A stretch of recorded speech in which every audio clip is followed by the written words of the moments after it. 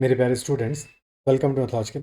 In this session, we're doing questions on geometry and coordinate geometry that have appeared in last few days in CUET examination. ठीक है, these will be memory based questions. तो कुछ questions में concept को revise करने के लिए modifications हो सकता है because memory based है obviously. ठीक है, start करते हैं सेशन को. And if you not already subscribe to channel तो चैनल को सब्सक्राइब कर लेना, साथ में सेशन को भी लाइक कर देना. स्टार्ट करते हैं. So first question, find the volume of a cylindrical water tank with a radius of 7 meters and a height of 10 meters. Volume of a cylindrical water tank. So what is the formula of volume of a cylinder? So volume of a cylinder, that is equal to pi r square h, base area multiplied by height. ठीक है, pi r square h. और हमें given है radius 7 है या height 10 है. pi is 22/7 into radius is 7, तो 7 into 7 into height 10. तो 22 into 7 154 into 10 1540 metre cube. This will be the volume. Okay, next question. If m 4,5 is the midpoint of the line segment joining point A and point B, so find the coordinates of point B. अब midpoint theorem के according coordinates of midpoint are equal to, अगर हमारे coordinates हैं x1 y1 for first point and x2 y2 for second point, then coordinates of midpoint are x1 plus x2 by 2 comma y1 plus y2 by 2. ठीक है, तो x coordinate हमारा क्या आ रहा है point m का, that is 4. तो 4 will be equal to 2 plus x by 2. This is 4. तो 2 plus x is equal to 8 और x यहाँ से आ जाएगा equal to 6. Similarly, 5 will be equal to 3 plus y by 2. 3 plus 5 will be 10. y equal to 7 आ जाएगा. x equal to 6, y is equal to 7. तो point b के coordinates आ जाएंगे 6,7. Okay, diagram बना के भी एक बार समझ लेते हैं, वहाँ से ज़्यादा बेटर समझ में आएगा कि हमें एक पॉइंट के कोऑर्डिनेट गिवन है पॉइंट ए के 2,3 है. मिड पॉइंट के coordinates are also given, those are 4,5 और हमें चाहिए पॉइंट बी के कोऑर्डिनेट्स. ठीक है, तो डायरेक्टली बिना फॉर्मूला अप्लाई किए भी निकाल सकते हैं. कैसे निकालेंगे, ये देखो ए से लेके एम तक जाओ, एक्स कोऑर्डिनेट में देखो 2 से 4 में कितना इंक्रीज आया, 2 का इंक्रीज आया है.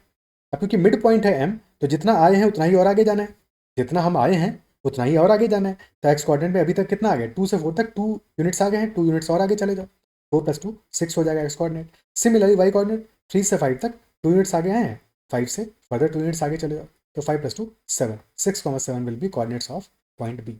बट ये तभी काम करेगा जबकि एम मिड पॉइंट हो ऑब्वियसली. ठीक है, क्या क्लियर है?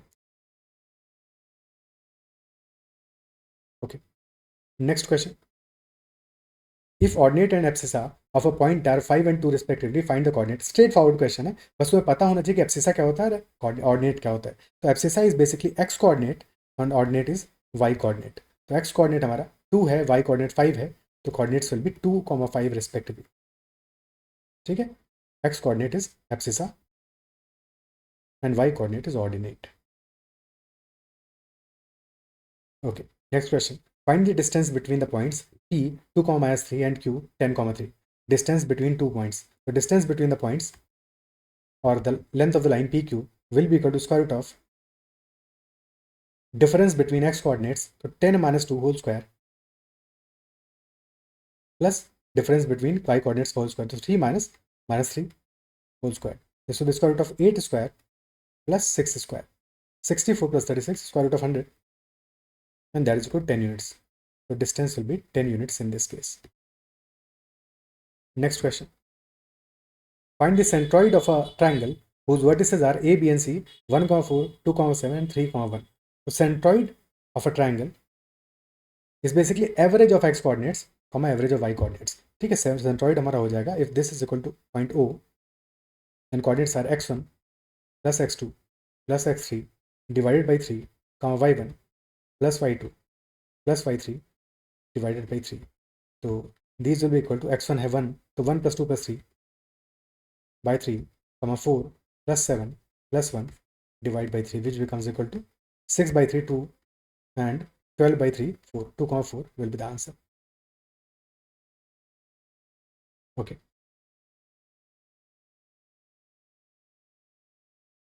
ठीक है,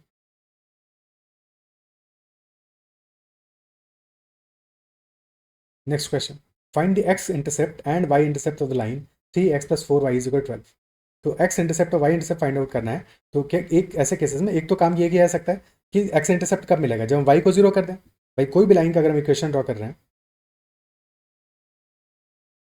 फिर से this is the line, so in that case this will be X intercept. ठीक है, so if this coordinate this point is let's say a, 0 और this will be X intercept which will be equal to a units, और Y intercept हमारा हो जाएगा this much, let's say coordinates of this point है 0, b, तो that will be equal to b। तो एक तो स्ट्रेट अवे लाइन का इक्वेशन अगर लिखा हमने x upon a plus y upon b, this is equal to 1। ठीक है, so in this equation x upon something, तो that something is x intercept. ठीक है, और y upon something that something y divide by something, तो that something will be y intercept. ठीक, this is x intercept and this is y intercept. अगर हमें directly equation ऐसा ही दिया हुआ है तो फिर डायरेक्टली हम लाइन ड्रॉ कर सकते हैं। ठीक है, अदरवाइज अपनी लाइन की इक्वेशन को कन्वर्ट कर दो इस फॉर्म में और यहाँ से हमें आंसर मिल जाएगा। 3x प्लस 4y 12 आ रहा है, राइट हैंड साइड में 12 है, 12 से डिवाइड कर दो पूरी इक्वेशन को, तो इक्वेशन हो जाएगी 3x upon 12 plus 4y upon 12 that is equal 12/12 which is equal to 1। x by 4 plus y by 3 this is equal to 1, और यहाँ से हमें मिल गया x intercept is equal to 4 and y intercept is equal to 3। ठीक है, एक approach तो ये हो गया, that is very simple approach और straightforward approach. Second approach क्या हो सकता है कि अगर मैं x इंटरसेप्ट चाहिए तो उसके लिए y को 0 कर दो।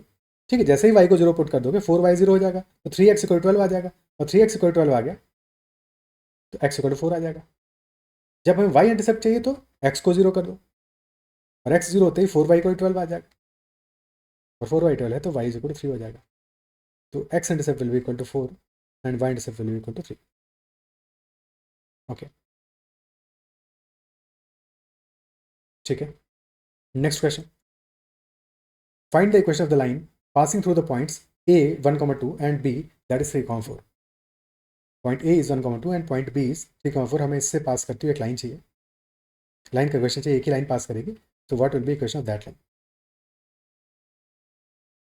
That line ab।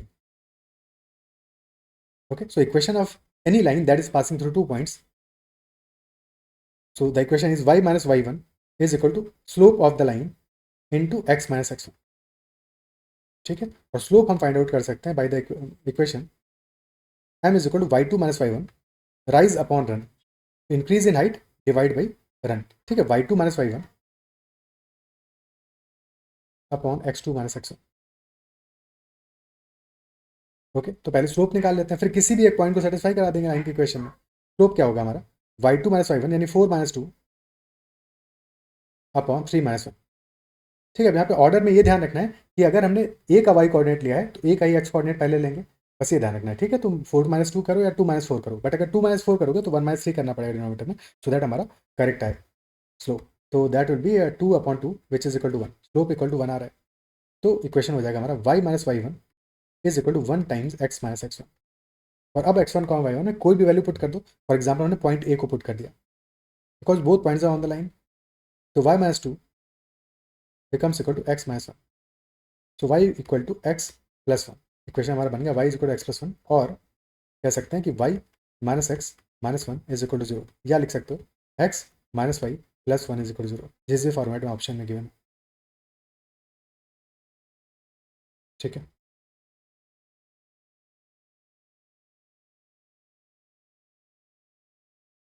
Okay, next question, a right circular cylinder has radius and height in the ratio 1:7 respectively. If the volume of the cylinder is 176 centimeter cube, then find total surface area of the cylinder। तो volume of a cylinder that is pi r square h। अब यहाँ पे radius और height का ratio given 1:7, radius मान लेते हैं r, तो हाइट यहाँ पे क्या हो जाएगा, height will B 7r।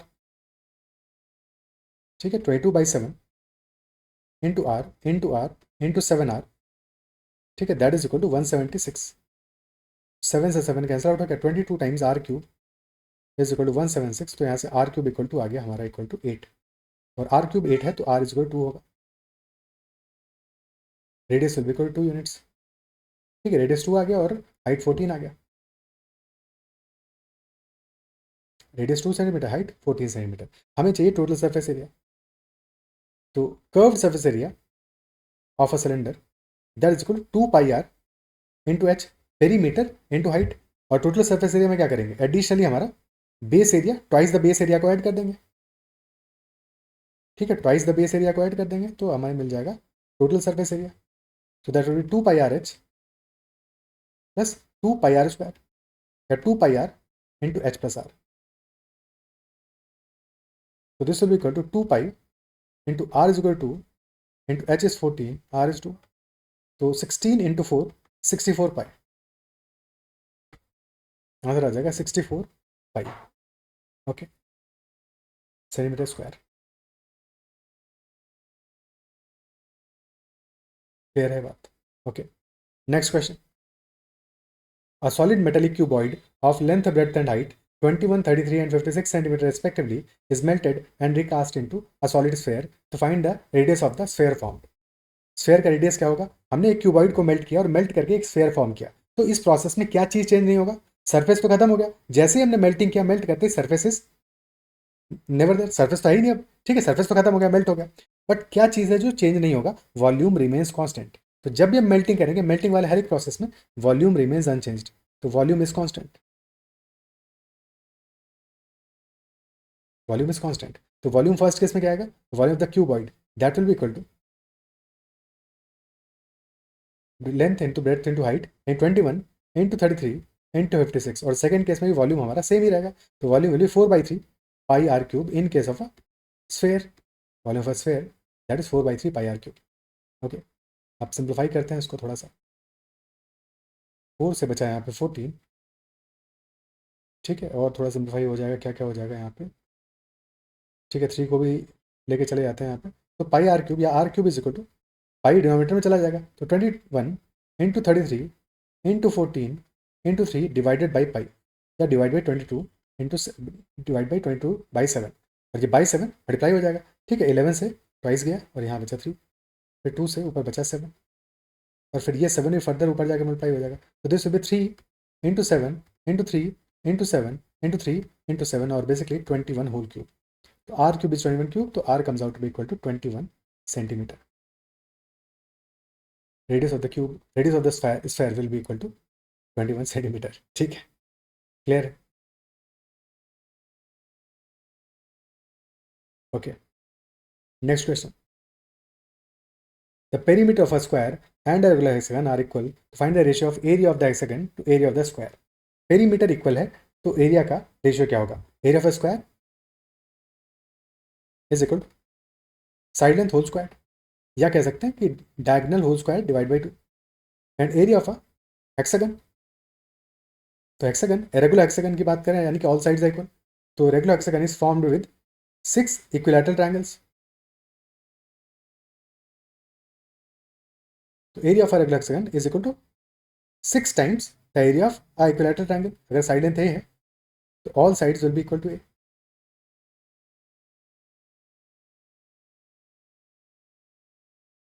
So area of hexagon is equal to 6 times √3/4 into a square. अगर साइड लेंथ a है तो this will be 3√3/2 a square. Okay, but दोनों का साइड लेंथ a थोड़ी है, दोनों का पेरीमीटर सेम है, ध्यान रखना। ठीक है, तो फॉर्मूले में a लिखा है, a is side length of square, और सिमिलरली a अगर साइड लेंथ हेक्सागन का होगा तो फॉर्मूला होगा 3√3/2 a square. But side length निकालना पड़ेगा, पेरीमीटर इक्वल है दोनों केसेस में। तो पेरीमीटर हमारा स्क्वायर के केस में 4 साइड्स हैं, हेक्सागन में 6 साइड्स हैं, तो 4 और 6 का एलसीएम ले लो, यानी कि पेरीमीटर मान लेते हैं equal to 12। For solving this question perimeter equal to 12 मान लो। ठीक है, कोई अननोन वैल्यू मानने का बजाय 12 मान लूँगी कि हमें अल्टीमेटली रेशियो ही तो चाहिए। तो 12 अगर पेरीमीटर मान लिया, तो in case of square side length क्या आ जाएगा? Side length of square will be equal to 12/4 which is equal to 3, और side length of hexagon that will equal 12/6 which is equal to. So area of the square will be 3 square which is equal to 9। Area of the hexagon will be 3√3/2 into 2 square, देखिए 6√3। Ratio क्या आ जाएगा? 9:6√3। Order ध्यान रखना है, order हमारा है hexagon to area of the square, तो पहले हेक्सागन आएगा, बाद में स्क्वायर आएगा, तो फाइनल रेशियो विल बी 6√3:9, या डिवाइड बाई 3, तो आ जाएगा 2√3:3। ठीक है, 2√3:3, या फिर कह सकते हैं 2, अगर फर्दर √3 से डिवाइड कर दिया तो 2:3। Okay, next question. What is the maximum area of a rectangle that can be inscribed in a circle of radius 2 centimeter? maximum area of a rectangle that can be inscribed in a circle. So maximum area of the rectangle that can be inscribed in a circle is basically a square.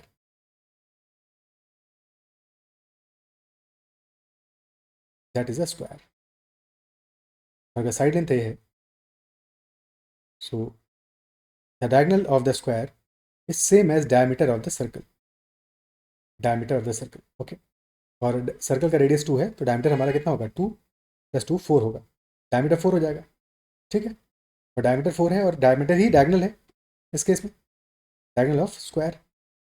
और हमें चाहिए area, तो area क्या आ जाएगा, area of square is equal to diagonal square by 2। तो rightly निकालो 4 square by 2 यानी कि equal to 8 square units, 8 centimetre square in this case. Otherwise side length निकाल सकते थे, क्योंकि यहाँ पे क्या है, दिस इज अ स्क्वायर, तो ये दोनों एंगल्स क्या होंगे, 45 होंगे, और this is right angle obviously, ठीक है। सो वहाँ से ए का वैल्यू क्या आ जाएगा, ए विल इक्वल टू 4/√2, तो दैट विल 2√2, तो 2√2 square that is equal to 8 units, 8 centimetre square, okay. Next question, a metallic cuboid of dimensions 16 cross 12 cross 9 is melted and recast into identical small cubes each having a side of 3 cm. So how many such cubes can be formed? Again melt कर रहे हैं, melt करने से हमारा volume constant रहेगा, मान लेते हैं कि n क्यूब्स फॉर्म कर सकते हैं, and volume 1 cube will be 3 cross 3 cross 3, और total volume will be equal to 16 cross 12 cross 9. So n will be equal to 16 cross 12 cross 9 divided by 3 into 3 into 3. 9 से 9 कैंसिल हो गया, 3 से बचा 4, 16 into 4 यानी कि 64 such cubes can be formed. In total 64 such cubes can be formed. Okay. ठीक है. Next question. A swimming pool is 20 meters long and 10 meters wide. The depth of the pool varies linearly from 1 meter at the shallow end to 3 meters at the deep end. Find the volume of the water required to fill the pool completely. Swimming pool है जिसका length हमें given है 20 metres and width is 10 metres. Depth of the pool varies linearly from 1 metre at the shallow end to 3 metres at the deep end. Okay, तो diagram कुछ ऐसा बनेगा हमारा.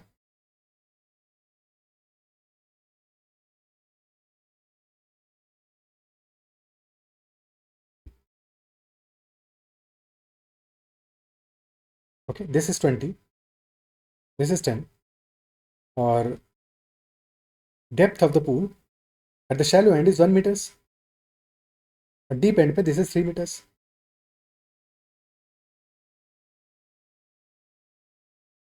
ठीक है, स्केल पे नहीं है, समझ लेना, मतलब ऑब्वियसली 3 मीटर्स इतना बड़ा है और 10 मीटर्स इतना छोटा है, बट पॉइंट समझ लो कि डायग्राम कैसा होगा. ठीक है, सो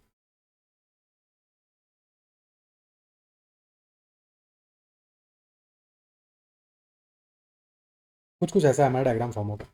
ठीक है, अब दिस इज बेसिकली, ये हमारा डायग्राम कैसा है, दिस इज, और ये साइड्स हमारी पैरेलल है 1 and 3, these are parallel sides, and then obviously this side and this side here, these are non parallel. ठीक है, 1 और 3 वाली तो साइड्स पैरेलल है, ये राइट एंगल्स भी हैं.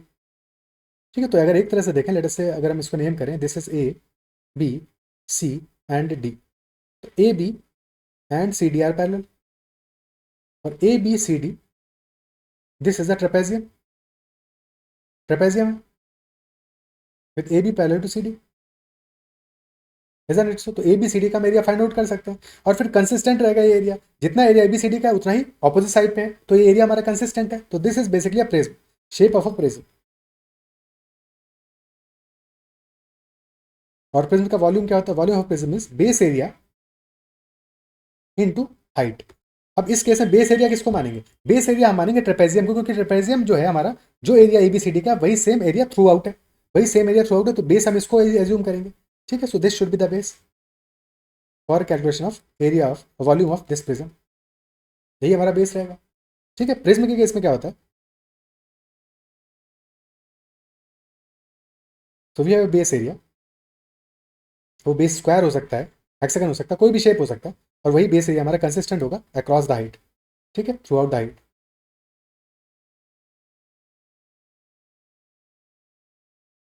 And hence volume of the prism is equal to base area multiplied by height. In contrast जब हम पिरामिड की बात करते हैं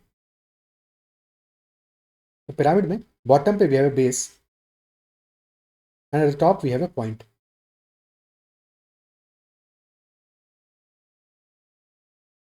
and volume of pyramid is equal to 1/3 into base area into height. ठीक है, प्रिज्म का example cylinder is a prism, तो volume of cylinder is base area into height. ठीक है, cube is also a prism, cuboid is also a prism, cuboid का ही special case तो cube है। ठीक है, pyramid, cone is a pyramid, है कि नहीं?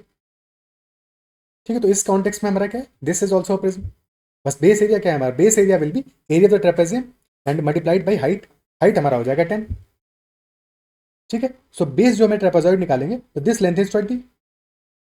ठीक है, ये लेंथ 20 है और क्योंकि परपेंडिकुलर है so this will be height of the trapezium. अब इसको अगर प्रॉपर बनाए हम तो कुछ ऐसा बनेगा, एक सेकेंड, कुछ ऐसा बनेगा form.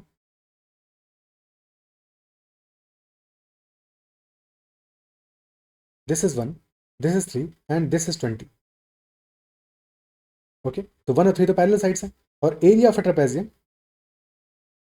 is equal to 1/2 into sum of parallel sides यानी 1 plus 3 multiplied by height which is 20। ठीक है, 1/2 into sum of parallel sides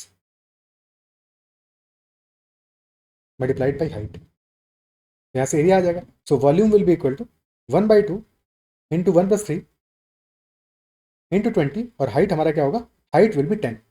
height इस केस में हमारा this will be height, 10 will be the height. So answer आ जाएगा हमारा 1/2 into 4 यानी 2 into 200, so that is equal to 400 metre square metre cube.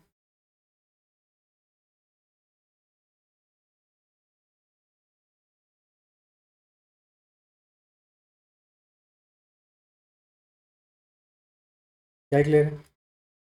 ठीक है, वॉल्यूम हमारा हो जाएगा 400 मीटर क्यूब। ओके, ठीक है, so these are all the questions from this session and I believe जो भी क्वेश्चंस थे वो सारे सारे हमने अच्छे से डिस्कस किए हैं। फिर भी कहीं किसी क्वेश्चन में डाउट हो तो कमेंट जरूर मेंशन करना, और अगर सेशन पसंद आया तो उसको लाइक जरूर करना है, साथ में चैनल को सब्सक्राइब नहीं किया जरूर से करना है। That's all for this session, bye bye, take care and keep running.